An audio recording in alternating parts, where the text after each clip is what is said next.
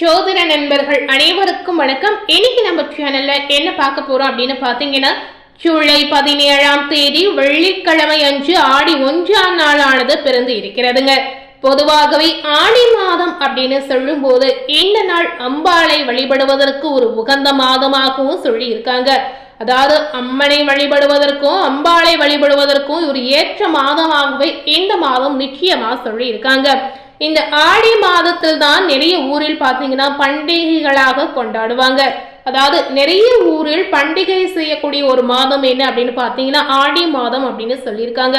இந்த ஆடி மாதத்திற்கு நிறைய சிறப்பு இருக்கு, நிறைய மகிமை இருக்கு, ஒரு சக்தி வாய்ந்த மாதமாகவும் பார்க்கப்படுகிறது.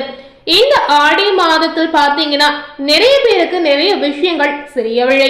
அதாவது உங்களுடைய வாழ்க்கையில என்னென்ன விஷயங்கள் எல்லாம் இந்த மாதத்துல செய்யலாம், என்னென்ன விஷயங்கள் எல்லாம் செய்யக்கூடாது என்ற தகவல் பார்த்தீங்கன்னா நிறைய பேருக்கு தெரிவதற்கான வாய்ப்பு கிடையாதுங்க. ஸோ இந்த மாதிரி தெரியாதவர்கள் இருந்தீங்கன்னா கண்டிப்பா இந்த வீடியோல சொல்லியிருக்க பலனுக்கு ஏற்றவாறு நீங்க நடந்து கொள்ளுங்க. அதாவது எந்தெந்த விஷயம் எல்லாமே இந்த ஆடி மாதத்துல செய்யலாம், எந்தெந்த விஷயத்தெல்லாம் செய்யக்கூடாது என்று கண்டிப்பா நீங்க தெரிந்து கொள்ளுங்க. அருள் தரக்கூடிய ஒரு அற்புதமான மாதம் என்றால் அது ஆடி மாதத்தை சொல்லலாங்க. எல்லா மாதத்திலுமே மிகவும் புனிதமான மாதமாகவும் இந்த ஆடி மாதம் பார்க்கப்படுகிறது. இது தெய்வ வழிபாட்டிற்குரிய ஒரு மாதம் அப்படின்னு சொல்லி இருக்காங்க. இந்த மாதத்தில் பார்த்தீங்கன்னா தட்சிணாயனம் உத்தராயணம் ஆகிய கூடும் மாதம் என்பதால் இந்த மாதம் தெய்வ வழிபாட்டிற்கும் விரதம் இருப்பதற்கும் நேர்த்திக்கடன் செய்வதற்கும் உரிய மாதமாகவும் சொல்லியிருக்காங்க. இந்த ஆடி மாதத்துல தான் பாத்தீங்கன்னா நிறைய பரிகாரங்கள் செய்வாங்க, வேண்டுதல் ஏதாவது இருந்தா நிறைவேற்றுவ செய்வாங்க.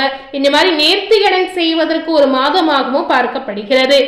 தெய்வங்களை மட்டுமின்றி முன்னோர்களை வழிபட்டு தர்ம கர்ம காரியங்கள் செய்வதற்கும் ஏற்ற மாதமாக பாத்தீங்கன்னா ஆடி மாதம் சொல்லப்பட்டிருக்கு. இந்த ஆடி மாதம் வெற்றியையும் சுபிட்சத்தையும் தரக்கூடிய ஒரு அற்புதமான யோகமான மாதமாகவும் பார்க்கப்படுகிறது. ஆடி மாதத்தின் சிறப்புகள் பற்றி தெரிந்தாலும் இந்த மாதத்தில் எவற்றையெல்லாம் செய்யலாம், எவற்றை செய்யாமல் தவிர்க்க வேண்டும் என்ற குழப்பம் நிறைய பேருக்கு இன்றைய காலகட்டத்தில் இருக்கிறது. அதே போல்தான் என்ன செய்தால் என்ன பலன் கிடைக்கும் என்பது பலருக்கும் தெரியாது. புனிதமான ஆடி மாதத்துல எவற்றை செய்ய வேண்டும் எவற்றை தவிர்க்க வேண்டும் என்பதை முழுமையாக பார்த்து அதற்கு ஏற்றவாறு நடந்து கொள்ளுங்க. இந்த ஆடி மாதம் இறை வழிபாட்டிற்கான மாதமாக சொல்லி இருக்காங்க. இந்த மாதத்தில் இறை சக்திகள் மற்ற மாதங்களை விட அதிகரித்து காணப்படும் அப்படின்னு ஐதீக ரீதியாகவோ சொல்லி இருக்காங்க.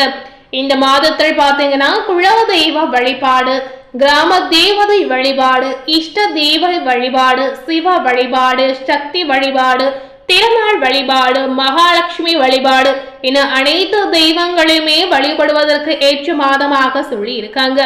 இந்த ஆடி மாதம் பாத்தீங்கன்னா நிறைய பேர் சமயபுரம் மாரியம்மனை நேரில் சென்று தரிசனம் செய்வாங்க.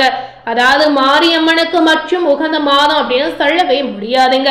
அனைத்து தெய்வத்தையும் வழிபடுவதற்கு ஒரு சிறந்த மாதம் என்ன அப்படின்னு கேட்டீங்கன்னா ஆடி மாதத்தை நம்ம மனதாரவே சொல்லலாம். இந்த நாளில் நீங்க வழிபாடு செய்யும் போது, இந்த மாதத்தில் நீங்க வழிபாடு செய்யும் போது கண்டிப்பா நீங்க நினைத்த விஷயம் நிச்சயமா நிறைவேறும் அப்படின்னு சொல்லி இருக்காங்க. சோ கண்டிப்பா உங்களுக்கு ஏதாவது தெய்வ வழிபாடு இருந்தா இந்த மாதத்தில் நீங்க மறைக்காமல் வழிபாடு செய்யலாங்க. பெண் மாதமான ஆடி மாதத்தை கடக மாதம் அப்படின்னு கூட சொல்லுவாங்க. இதனாலதான் பாத்தீங்கன்னா இந்த மாதத்தில் சக்தி வழிபாடு சிறப்புடையதாகவும் சொல்லப்பட்டிருக்கு. ஆடி மாதத்திற்கு அதிபதியாக சந்திரன் சொல்லப்படுகிறார். இந்த மாதத்தில் சூரியனில் இருந்து சூட்சமமான அதிர்வுகள் வெளிப்படுவதாக சொல்லப்பட்டிருக்கு. அதனாலதான் இந்த மாதத்தில் இறை வழிபாடு மந்திர ஜபம் போன்றவை செய்வது மிக சிறப்பானதாகவும் சொல்லி இருக்காங்க. இந்த மாதத்தில் எந்த முறை வேண்டுமானாலும் இறை வழிபாட்டினை நீங்க செய்யலாம். எப்படி செய்தாலும் அது பல மடங்கு உங்களுக்கு அதிக பலனை பெற்று தரும் அப்படின்னு ஐதீக ரீதியாகவும் சொல்லி இருக்காங்க. ஆடி மாதத்தில் சுப காரியங்கள் செய்யக்கூடாது என்பது அனைவருக்கும் தெரிந்த ஒரு விஷயங்க. ஆனா எந்தெந்த காரியங்களை செய்யலாம், எவற்றையெல்லாம் தவிர்க்க வேண்டும் என்பதை கண்டிப்பா நீங்க தெரிந்து கொண்டு அதற்கு ஏற்றவாறு தான் செய்யணும். ஆடி மாதம் பெருக்கத்திற்கான மாதம் அப்படின்னு சொல்வாங்க. அதே போல் நம்முடைய வாழ்வில் ஏற்படக்கூடிய கஷ்டங்கள் துன்பங்களை இறை அருளால் போக்கிக் கொள்ளக்கூடிய ஒரு மாதமாகவும் சொல்லப்பட்டிருக்கு. இந்த ஆடி மாதத்தில் எந்த விஷயத்தெல்லாம் செய்யக்கூடாது அப்படின்னு குறிப்பாக நீங்க தெரிந்து கொண்டு பயன்பெறுங்க. திருமணம், நிச்சயதார்த்தம் அல்லது சுப நிகழ்ச்சிகள் நடத்தக்கூடாது அப்படின்னு சொல்லியிருக்காங்க. புதிய வீடு குடிபுகுதல், வீடு அல்லது இடமாற்றம் செய்வதை தவிர்க்க வேண்டும். அது மட்டுமில்லைங்க, கிரக பிரவேசம் செய்யக்கூடாது. கர்ப்பிணி பெண்களுக்கு விளைகாப்பு நடத்தக்கூடாது அப்படின்னு சொல்லியிருக்காங்க. ஆடி மாதத்தில் குழந்தைகளுக்கு மொட்டை அடிக்க கூடாது. ஆடி மாதத்தில் பெண் பார்க்க செல்வதை தவிர்க்க வேண்டும் அப்படின்னு சொல்லிருக்காங்க. இந்த மாதிரி விஷயத்தை எல்லாமே இந்த மாதத்தில் நீங்க தவிர்க்கணும். ஆடி மாதத்தில் செய்ய வேண்டியவை என்ன அப்படின்னு பாத்தீங்கன்னா, நேர்த்தி கடன் செய்யலாம், வழிபாடு செய்யலாம். இவற்றுக்கு எல்லாமே உகந்த மாதம் அப்படின்னு சொல்லியிருக்காங்க. தாலி பெருக்கி போடுவதற்கு ஏற்ற காலகட்டம் அப்படின்னு சொல்லியிருக்காங்க. பெண்மணிகள் நீங்க தாலி பெருக்கி போடணும் அப்படின்னு நினைத்தீங்கன்னா கண்டிப்பா இந்த ஆடி மாதத்தில் நீங்க இந்த விஷயத்த செய்யலாம். திருமணமான பெண்கள் தாலி சரடு மாற்றி கொள்ளலாம் அப்படின்னு சொல்லியிருக்காங்க. மந்திர ஜபம், யாகம், ஹோமம் ஆகியவற்றை செய்யலாங்க. இந்த மாதிரி தொழில் ரீதியாகவும் சரி, வீட்டில் இந்த மாதிரி ஹோமம் வளர்க்கணும் அப்படின்னு ஆசைப்பட்டீங்கன்னா கண்டிப்பா ஆடி மாதம் செய்யலாங்க. ஆடி மாதம் வாஸ்து புருஷன் நித்திரை விடும் மாதம் என்பதால் இந்த மாதத்தில் வீடு கட்டுமான பணிகளை நீங்க துவங்கலாம் அப்படின்னு சொல்லியிருக்காங்க. கண்டிப்பா இந்த விஷயத்த பின்பற்றுங்க. ஆடியில் புது வீடு வாங்கலாமா என்று கேள்வி பார்த்தீங்கன்னா நிறைய பேருக்கு கண்டிப்பா இருக்கிறது.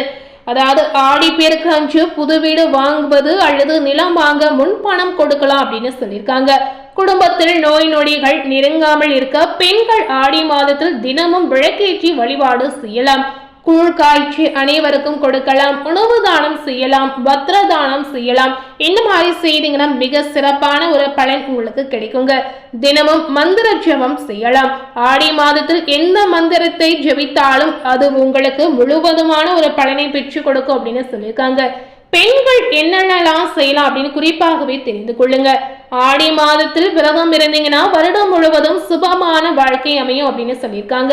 வருடம் முழுவதும் விரதம் இருந்து வழிபட்ட பலனை இதனால நீங்க பெற முடியும். அம்மனுக்கு குங்கும அர்ச்சனை செய்வதும், கோவிலுக்கு குங்குமம் வாங்கி கொடுப்பதும் அம்மனுடைய அருளை உங்களுக்கு பெற்று தரும். திருவிளக்கு பூஜை நடத்தலாம். விளக்கு பூஜையில நீங்க கலந்து கொள்ளலாம். இதெல்லாம் சிறப்பான ஒரு விஷயங்க. சுமங்கலி பெண்களுக்கும் கன்னி பெண்களுக்கும் தாம்பூலம் வழங்குவது உங்களுடைய குடும்பத்திற்கு நல்லது அப்படின்னு சொல்லியிருக்காங்க. கண்டிப்பா நீங்க இந்த மாதிரி விஷயத்தை எல்லாமே செய்யலாம். அருள் தரக்கூடிய ஆடி மாதத்தில் என்னவெல்லாம் செய்யலாம், என்னவெல்லாம் செய்யக்கூடாது என்பதை விரிவாக பார்த்து தெரிந்திருப்பீங்க. மேலும் இது போல ஒரு புதிய தகவலை தெரிந்து கொள்ளணும் அப்படின்னு நினைத்தீங்கன்னா மறக்காம நம்ம சேனலை சப்ஸ்கிரைப் பண்ணி பக்கத்துல இருக்கக்கூடிய பெல் பட்டனையும் மறக்காம பிரஸ் பண்ணிடுங்க. நீங்க சப்ஸ்கிரைப் பண்ணா மட்டுமே நம்ம சேனல்ல போடக்கூடிய தினசரி அப்டேட்டான தகவலை நீங்க உடனுக்குடன் பார்த்து தெரிந்து கொள்ள முடியும். மறக்காம சப்ஸ்கிரைப் பண்ணி பெல் பட்டனை பிரஸ் பண்ணிடுங்க. தேங்க்யூ.